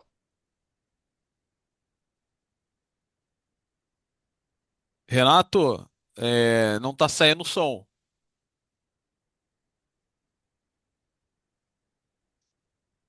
Renato, Oi. não saiu, Pronto. não saiu som. E agora? Tá saindo? Ah, tá saindo agora, perfeito. Opa, ok, então, só para a gente não demorar muito, né, também, né, que o tempo está avançando, né? Como eu falei, o meu pai trabalhou mais de 40 anos na área naval aqui, né? E eu posso dizer assim também que, só para a gente frisar aqui para todos nós que estamos começando o curso técnico, nós que já trabalhamos na área, né? Eu que já sou montador naval também, né? Na área de mecânica e tubulação, eu costumo dizer sempre assim para meus colegas no estaleiro e para nós todos aqui, que a velha guarda, ela está morrendo. Ou seja, a maioria dos nossos profissionais antigos já não estão mais trabalhando na praça.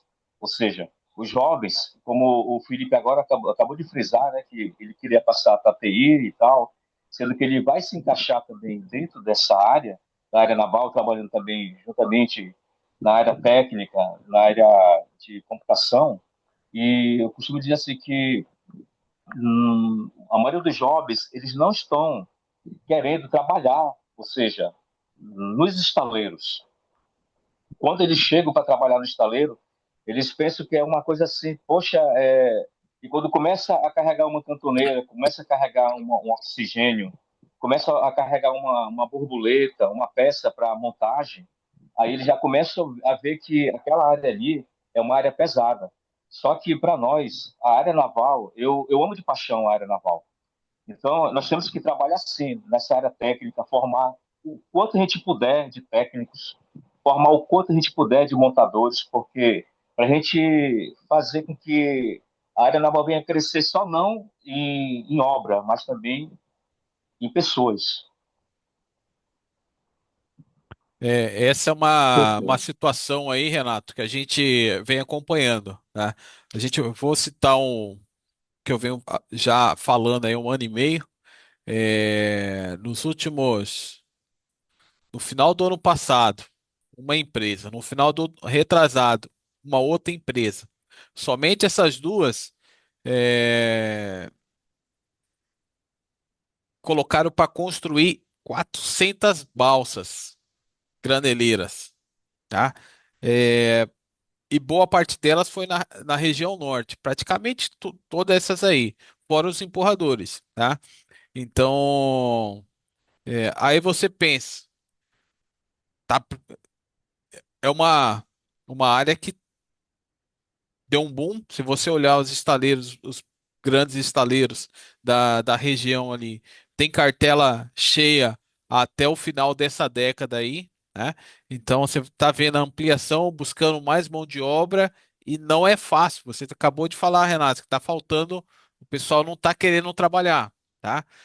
Nessa área, está querendo outras áreas. Porém, é, como que a gente vai entregar esses produtos que já foram adquiridos, né? Uma coisa é você estar construindo 10 balsas, de repente vem 800, fora as 10 balsas que saem naturalmente para atender o mercado normal. Então, essas quase 1.000 embarcações que vieram nos últimos 2 anos aí, deu um boom, né? Por isso ó, que a gente vê falta de profissional na região. Acredito que na região, em outras regiões também tem essa dificuldade pela falta de mão de obra, tá? A gente vê o pessoal querendo migrar para outras áreas, porém, dentro do setor naval, a gente tem a parte de automação dentro das embarcações. Se entrar no rebocador portuário, Felipe, se tiver a oportunidade de entrar, você vai ver é, como é integrado todo o sistema. É muita informação lá dentro, tá?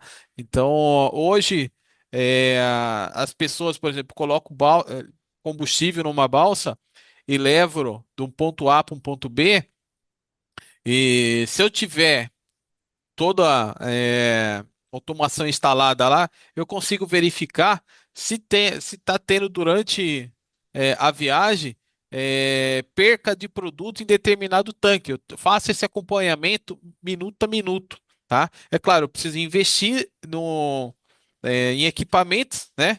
Que eu consigo coletar essas informações e levar para o escritório em qualquer lugar do mundo, onde eu estiver, aonde o operador que faz essa análise estiver, tá?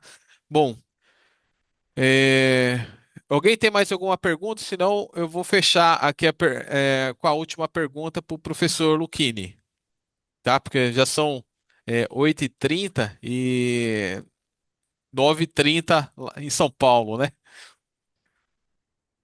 Isso. Tá? Então vamos lá, vou fazer uma pergunta clássica. Alex, eu sei que eu já falei muito, mas Pode falar. só queria alinhar com o professor Luquim, dadas as informações, em 1975, nos meados de 1975, os Estados Unidos ocupou o primeiro lugar do mundo em produção e na construção naval. E na mesma década, no mesmo meado, o Brasil ocupou o primeiro, o segundo, melhor dizendo, e o terceiro lugar. Só que o, o Brasil ficou e os Estados Unidos prosseguiu. É claro que são vários fatores que corroborou para essa, esse declínio da construção naval no Brasil, enquanto que os Estados Unidos avançou e muito, né? E tudo mais. Mas uma das coisas é justamente, aí se eu estiver errado, professor, só pode me corrigir, mas a verdade é colocada para que o senhor pudesse. Eu estou instigando o senhor, na verdade, para o senhor abrir mais essas informações para que a gente possa aprender mais, de que isso teve a ver com o investimento do Estado, do poder do próprio governo, né? Que é o que na Europa, na Ásia e tudo mais investe, ou seja, tem um percentual dos investimentos da receita do Estado para justamente agregar valor na construção naval, porque eles acreditam muito nisso, e isso é verdade, enquanto que no Brasil não vingou mais, ou seja, pelo menos não foi tanto assertivo como foi ali nos idos de 1970 até os anos 80, enquanto o poder militar, enquanto o militar estava no poder, tinha essa ascensão. Depois não, depois declinou, né? Claro que, como eu falei, vários fatores, a própria questão do petróleo, a crise do petróleo da década já pegando do final da década de 70 para a década de 80. Enfim, mas aí eu queria que o senhor só comentasse, que ele está falando do horário, e é verdade, só para que aqui os colegas possam entender toda essa dinâmica, que é para ajudar esse cara. Eu vou fazer esse curso, porque eu me interessei, porque tem muita informação, né? Então, para poder saber o que está pesando, eu costumo dizer assim: o cara tem que saber o que ele vai construir, porque se ele não souber o que ele está construindo, então, para que ele está fazendo o curso? Então, ele tem que ter essas informações no todo, para poder, então, ele gostar e assim ele desenvolver. Tá certo, professor? Espero não ter. Tá certo. Não, só complementando aí, o que a gente viu agora também é muito investimento privado, né? Sim. Muito investimento privado, dinheiro, principalmente por causa da soja. Eu fiz uns trabalhos aí na Hermasa, de 2006 a 2010, para o aumento dos comboios. Os comboios estavam em 2006 estavam com 14 balsas. Aí nós fizemos alguns trabalhos junto com a Hermasa, passamos para 16, depois 18, depois 20, assessoramos para 25 balsas, depois não trabalhamos mais, mas já soube que tem 2 alunos nossos trabalhando nisso, que já foi para 30. Já tem comboios com 30 balsas, empurradores aí de 6.200 HP, diesel elétrico, né? Nós já temos, assim, Tem comboio coisas com novas 35 aí no balsas já norte. aqui. Já rodou 30, 35 aí? 35 já. Nossa! Eu lembro que quando nós fizemos o teste com 20, o pessoal, operador, assim, a gente pegava os melhores pilotos para manobrar com as 20 balsas, porque você precisa ter tudo bem, o conjunto todo bem amarrado, né? Normalmente eles trabalham com uma balsa atrelada ao empurrador e as outras amarradas. Professor, Umas até o momento, o maior comboio foi da Cargill, com 36 barcaças. 36? Isso, 36. Nossa. O que eu até estimulo aí para no curso de técnico naval é vocês estudarem aí junto sobre a batuta aí do Alex algumas melhorias na amarração dos comboios. O que eu vi uma evolução muito grande nos empurradores na potência instalada. Agora, a amarração ainda, pelo menos eu não vi grandes progressos. Amarração com cabo de aço de 7/8 de polegada. Eu viajaria em alguma coisa eletromagnética, alguma coisa mais moderna porque quando eu fiz as viagens, o pessoal de Convés já rodava com 18 balsas, com 36, então ficavam rodando o tempo todo com tifó, puxando a amarração para aquilo não desgovernar, né? Porque se ele dava uma guinada para bombordo, tivesse duas balsas meio soltas lá, meio Já foi. pronto. Então, fica aí a sugestão dessa forma de atrelar as balsas como pode ser um TCC, pode ser. Deixa eles pensarem um pouco aí, Alex, isso daí. Tá, Eu, vamos eu poderia vamos ter. até, eu poderia até fazer aqui um adendo do que o senhor falou, porque a gente vai ficando mais velho e parece que o amadurecimento ajuda muito, né? Na minha navegação, eu tinha esse problema também, inclusive fui lá para baixo, no Xingu, e tivemos na subida, os navios, quando passavam, faziam muito banzeiro, né? E aí, toda vez que passava o navio, eu ia com um comboio com 5 balsas, então eu já até esperava. A gente só fazia desligar porque já sabia que ia dar problema. BO. Então, me veio um certo dado, um certo momento, de dizer assim, por que não usar a força hidráulica para os cabos? Semelhante às bananas que a gente usa, que a gente vê nas retroescavadeiras, nos guindastes, né? E por que não usar isso na própria, ali na trelagem do rebocador, bem reforçado e tal? Eu estava pensando também nessa possibilidade, porque é como o senhor falou, nada avançou nessa área. Continua tifó, tudo pesado. Se você ali der uma fração de lazer ali, de leseira ali, você perde a vida, perde a perna, perde o braço, perde o que for, a cabeça, porque ainda ficou muito no arcaico. Tá? Os rebocadores eles são elétricos, as balsas estão numa proporção maravilhosa e tudo, tecnologia por cima de tecnologia, mas na hora da trelação nós estamos ainda remando ainda. Ivo, eu vou Nesse, falar, a nesse gente ponto. só não precisa inventar, é só ali no país logo mais acima ali Sim, e ver o que o pessoal sim. está utilizando lá e por que não adaptar aqui, tá? Então Por não que não precisa adaptar aqui? inventar, tá? Não, É, não, não precisa inventar a roda. é, então, Luquini, vou agradecer sua presença, mas a última perguntinha rápida aqui, tá? Amanhã a gente vai ter uma palestra com o Ricardo, que foi fatecano também, da RGF.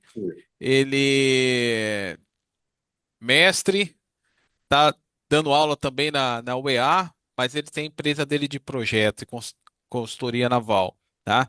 Ele vai falar sobre o mercado, como está aqui na região. Ele que está aqui na região já mais de 20 anos também, né?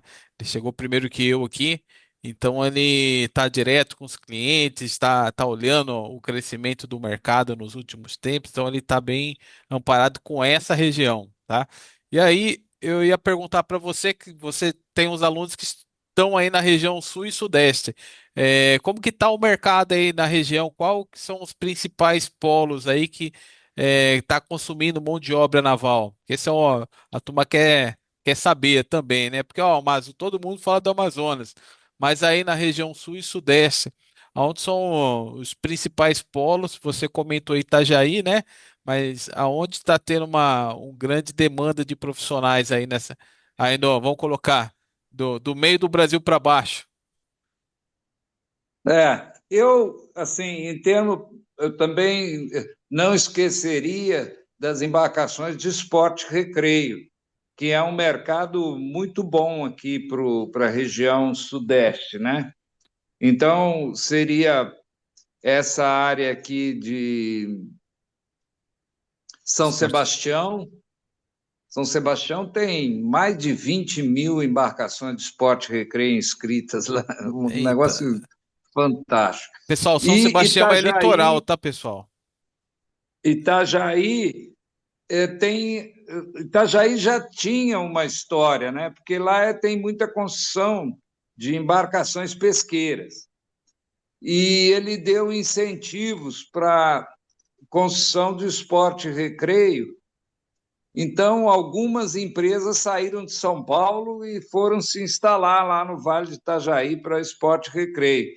Tanto é que quando um dos meninos comentou aí dessas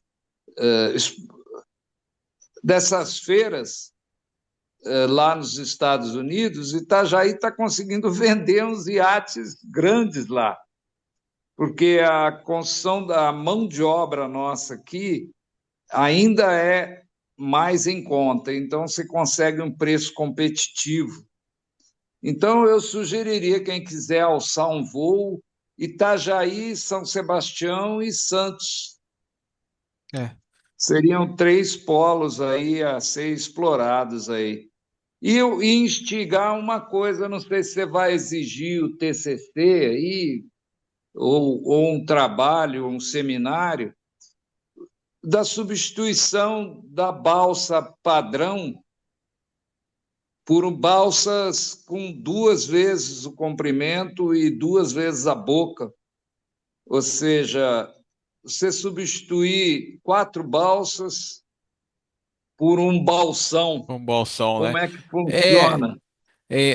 nós temos aqui poucas, mas tem a balsa aí com cento e poucos metros de comprimento. Apesar que eu cheguei em 2006, as balsas 40 metros, 50, 55. Hoje a gente tem balsa ali 75, 85 metros, 90. Então já a nível de comprimento e boca deu uma boa aumentada já. Então já tá mais ou menos para de 40 para 85, 90, já chega, claro, nesses últimos 20 anos aí já chegamos a alguma coisa parecida. E tem algumas balsas oceânicas aqui, né? Acho que deve ter umas duas, três, para contar na palma da mão. Eu lembro que as balsas de minério, quando nós fizemos umas manobras lá para a Hermasa, elas eram 80 por 16 e 5,5 metros de pontal. E ela carregada chegava a um calado de 4,5. Levava cada uma, eram 9, o comboio eram 9 balsas, cada uma levava 5.000 toneladas. Então já tem umas coisas grandes rodando por aí Já, mesmo. já teve uma evolução, mas a tendência é que o pessoal tá muito naquela lá. 1990B. Tipo, se aumentar um pouquinho mais, ele vai ter que classificar. Aí o custo da manutenção da classe é muito mais caro do que uma certificação apenas. Então hoje a gente está acompanhando isso nas balsas tanques, né? Que eles fizeram um tamanho, a gente já está no limite da arqueação. Aumentou um pouquinho, muda a classificação da embarcação, e aí uma embarcação certificada você gasta ali de certificação de vistorias anuais, talvez 3, 4 mil. A classe, pode ter certeza aí que você vai gastar ali, ó, vai ter um ônibus anual a mais de pelo menos ali uns 30 mil de repente. Então, 20. Então, para quem tem frota, multiplica isso por 50, por 100. Então, é, tem esses fatores aí. Entendi. Custo operacional. Aí, a viabilidade técnica e econômica, né? Mas eu queria É, deixar, Alex, se eventualmente precisar de outro bate-papo desse aí, se tiver interesse da turma, passado aí, o curso é quanto tempo? ele é um ano e meio. Vai até final do ano que vem. Tem bastante tempo Passar ainda. aí uns 2, 3 meses. Se você quiser discutir aí, pode me botar na jogada aí, eu participo, tá bom? A gente vê um novo tema aí, a gente coloca. É, vou colocar. Jorge, a última pergunta e a gente já encerra aqui. Na verdade, não é nenhuma pergunta, é só um complemento aí, né? A conversa da arqueação. A gente tem uma balsa aqui que é referência, né? Aqui em Manaus, que é a Lupson, da Delima, né? Eles Isso. fizeram de um navio uma balsa aí que pega um volume bem significativo aí de produto, né? E aí, aquela balsa ali, ela é classificada, né? E ali acontece uma manutenção bem Bem refinada, né? rigorosa, né? Pelo tamanho que ela é. Já aproveitando que é a última pergunta, eu queria agradecer aí o professor Ikine, né, pela conversa, né? Foi bem significativa e bem prazerosa, né? Da interação e tal. Obrigado aí, professor, e até uma próxima oportunidade aí. Ah, obrigado. Vamos ter próxima sim, porque eu gosto de trabalhar com o Alex aí. O Alex tem sempre boas ideias. Ó, eu levei o Luquinha até para Vitória do Xingu, no interior do Pará. Ei, são parceiros aí de projetos aí de longo prazo. E eu trouxe uma imagem de Nossa Senhora de Vitória do Xingu lá. Trouxe? Nossa, Oh, trouxe uma imagem lá. que bacana. Pessoal, eu quero agradecer então, em nome de todos os alunos, em nome do Instituto, a presença do professor, comandante, mestre Sérgio Lucchini, tá? Ele não apresentou o currículo dele aqui, mas aos poucos a gente vai revelando aí durante o curso. Ele vai ter outras oportunidades aqui, tá? Mas ele tem muito conhecimento aí em todas as áreas da engenharia naval, tá? E sempre contribui aí com muito do seu conhecimento, não apenas teórico, mas principalmente prático, né? Luquini, muito obrigado então, e a gente vai se falando aí, tá? Aí, obrigado aí pela. Passou um pouquinho do tempo que a gente tinha combinado, mas com certeza aqui é mais essa primeira semana para a turma e enxergar outros pontos de vista, outras regiões, né? Para não ficar focado, ó, porque fazer a balsa que a gente faz aqui, isso aí a gente já está acostumado, mas é interessante que de vez em quando a gente tenha a participação de algum colega de outro local que venha colocar uma situação diferente. Você falou a questão do dique, a gente está acostumado a um tipo de dique, né? Que não é o que tem lá no Arsenal da Marinha, aonde eu tive a oportunidade de estagiar, minha primeira imersão na área naval foi no Arsenal, né? Ah, E legal. lá a gente teve a oportunidade de acompanhar a docagem do Porta-Avião São Paulo, na época, tinha acabado de Foi adquirir, então em 2005, né? 2003, 2003, Ah, tá. 2003. Né? É, e mais uma vez, muito obrigado aí pela sua dedicação aí com os alunos, como sempre. Obrigado, Luquini. Tá bom, mantenha a proa aí do curso aí. Um abraço. Boa Tá, sorte para vocês aí. firme e forte, hein? Obrigado, Luquini. Uma boa noite. Boa noite. É, voltando aqui com vocês, a gente ia fazer um intervalo aqui de 10 minutos e voltar, mas aí já vão ser já 9 horas. Vamos fazer o seguinte. é, Deixa eu ver se tem alguma pergunta aqui a mais.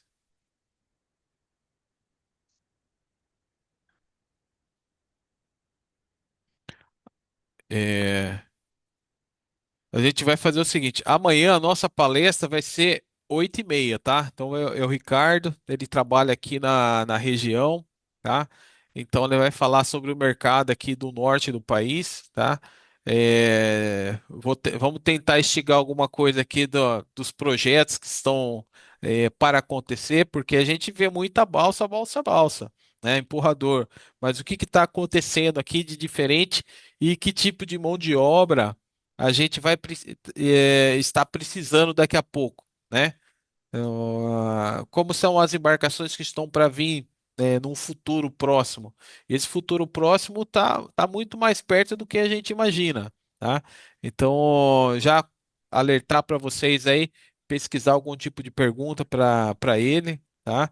E amanhã 18h30, espero vocês aqui, tá? A gente vai. Já passei o plano de aula hoje, tá? Eu não vou começar uma aula agora, vamos dar uma descansada. Senão, eu vou liberar vocês 10 minutos e depois. Vamos fazer o seguinte: amanhã, 18h30, nós iniciamos aqui, ó, começar a falar um pouquinho sobre a introdução à engenharia naval e até onde der. E quando chegar, a gente faz o intervalo Tá com fome? às 20 horas e 10 minutos, e aí às 8h30 tem a palestra com o professor Ricardo, tá bom? Ele é tecnólogo, ele formou lá na FATEC Jaú, mas ele tem outras engenharia, tem mestrado, ele é engenheiro naval também, fez engenharia naval aqui pela Universidade do Estado, mas ele fez só para pegar o diploma, porque ele dava aula para os professores. Então, a gente, eu falo, mas literalmente, o cara conhece bastante, tá? Não só de engenharia, de embarcações, estrutura portuária, o cara tem um currículo bem extenso, tá? Trabalhei junto com ele muitos anos, tá? E a gente vai ter bastante tempo para explorar o conhecimento dele amanhã, tá? Pessoal, alguma pergunta?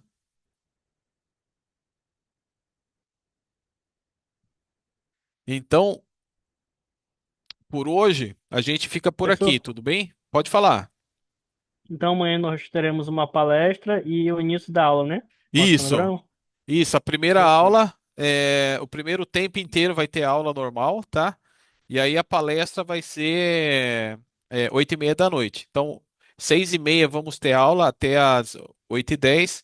E depois de intervalo a gente vai ter 8h30 a gente começa a palestra. Tá bem? Perfeito. Tá? Hoje só a gente fez alteração devido ao fuso horário do professor, do palestrante. Professor, só uma dúvida. A aula é até. O horário normal da aula é até 9h30, 10 horas. Então, essa primeira semana a gente vai estar mais light, tá? Então vamos estar liberando mais cedo. Mas a partir da semana que vem, vocês vão ter a primeira aula, vai continuar das 6h30 até 8h10, os dois primeiros tempos comigo. Aí vai ter um intervalo, e aí das 8h20 até as 10 horas da noite, são mais dois tempos, com a disciplina de legislação marítima, tá? Então vão ser duas disciplinas simultaneamente, a semana Ah, inteira, beleza. tá? Beleza, obrigado. Então, só essa primeira semana é mais introdução, e até para vocês pegarem o ritmo, tá bom? E é como a gente fez com essa estratégia de colocar um palestrante por dia, então o tempo é meio, a gente programou ali 40 minutos, passou um pouquinho, e aí é, a gente não vai ter duas aulas, vai ter uma aula e uma palestra, tá bom? Perfeito? Então tá ok. Amanhã então a gente está aqui às 6h30, tá bom? Eu mando o link para vocês aí lá pelo grupo. Pessoal, qualquer dúvida, qualquer pergunta, pode mandar lá no grupo ou então pode mandar direto para mim, tá? Fica à vontade, tá? Agradecer a presença de Perfeito. todos, agradecer a presença de todos vocês aí, tá? E estamos à disposição aqui para qualquer dúvida, qualquer esclarecimento, tá? Obrigado, então. Uma boa noite para vocês. Obrigado, boa Boa noite. noite, professor. Até Obrigado, amanhã. Boa boa noite, Boa noite. Boa professor. noite. noite, Alex. Boa noite, Boa irmão. noite. Boa noite, Alex. Boa Forte noite, boa abraço. noite. Foi muito bom. Boa noite a todos. Boa noite.